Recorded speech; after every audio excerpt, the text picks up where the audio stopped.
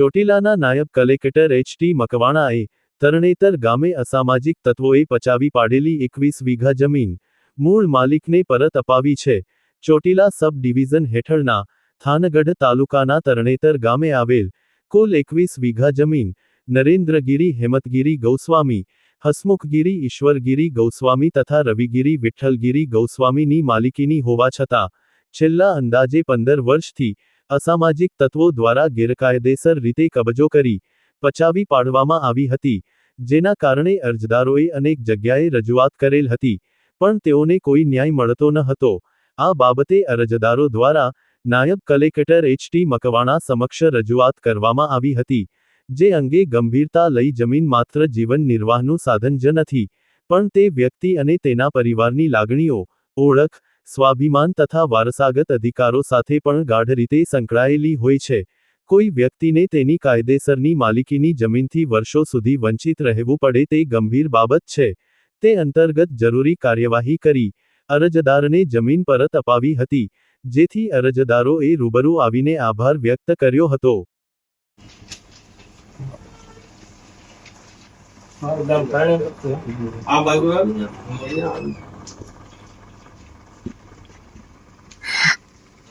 બોલો. અહીંયા મારું ગામ તરણેતર છે અને અમારી જમીન તરણેતર ગામમાં જે આવેલ હતી તે છેલ્લા 15 વર્ષથી માથા ભારે તત્વોએ કબજો કરેલ હતો અને અમને કોઈ દિવસ એવી આશા નહોતી કે આ જમીન પર અમે પરત જઈ શકશું, પણ આપની દયાથી અમે ખૂબ ખૂબ આભાર માનીએ છીએ કે તમારી દયાથી આજે અમને તમે કબજો સોંપેલ છે. ભગવાન માતાજી તમને સુખી રાખે અને અમારી આયુષ્ય અમને લાગી જાય. આવા નવા અમારા જેવા ગરીબ માણસોના કામ કરતા રહેજો.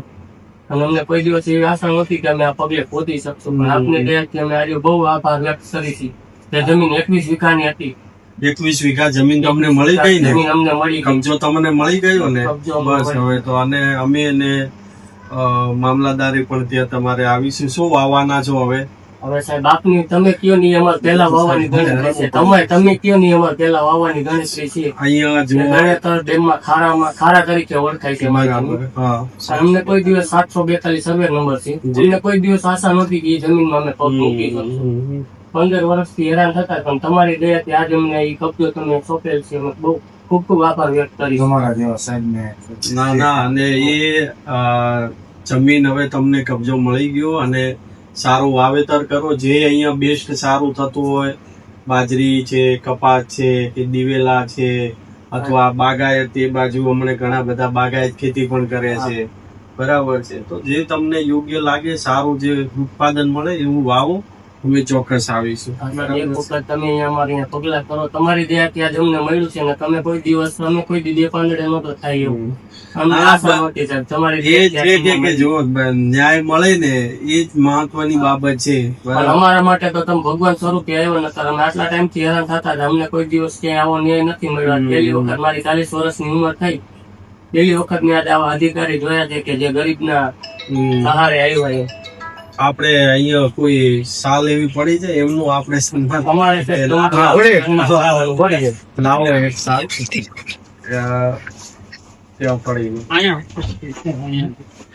છે, અંદર પડી છે. નહીં તો લાવશે, વાંધો નહીં. અમારે તમારું સન્માન ના હવે તમારે સન્માન મળ્યું કે તમારું મારા હાથે તમારું અમારા માટે તમને ભગવાન તમે એક વખત ત્યાં આવો તો સારું. લાવ.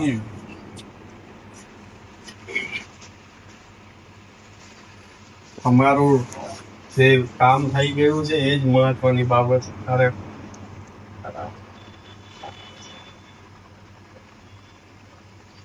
ભગવાન માટે દરરોજ આવા અધિકારી રાખે. અમારા જેવા ગરીબ આહુડા લુવો નકર અમારું કોણ છે આ દુનિયામાં? ખાવાના વાંધા નથી, પગમાં પહેરવા ચંપલ.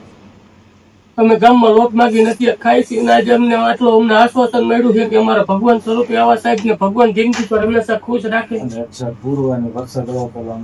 હા ચોક્કસ એ હરખું કરી નાખવાનું. બરાબર, સારું, ચલો. અરે